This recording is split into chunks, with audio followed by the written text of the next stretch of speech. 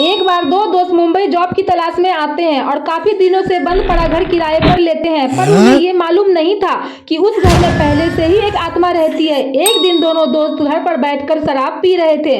दूर से वह आत्मा दोनों को शराब पीते देख रही थी।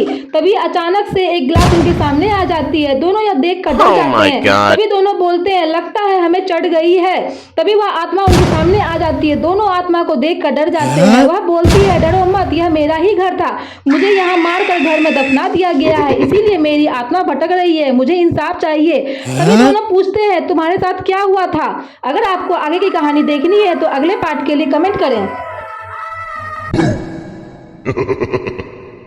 एक दिन की बात है, एक बच्चा अपने घर पर सोया हुआ था। थोड़ी देर बाद उसकी नींद खुलती है। वह उठकर बैठ जाता है। तभी दरवाजे पर किसी की आवाज आती है। बच्चा दरवाजे पर जाकर देखता है तो एक बूढ़ी औरत थी। वह बच्चे को देखकर कहती है, बेटा जरा मेरा दरवाजा खोल दो, मेरा दरवाजा लॉक हो गया है। बच्चा बूढ़ी औरत के साथ जाता है और दरवाजा खोलने की कोशिश करता है। थोड़ी देर कोशिश करने पर दरवाजा खुल जाता है और बच्चा अंदर जाता है। और जैसे ही अंदर जाता है तो अंदर नजारा देखकर बक्का रह जाता है। अंदर उसी औरत की लाश होती है जो घर पर उसको बुलाने आई थी। लड़का तेजी से वहां से भागता है और अपनी जान बचाता है।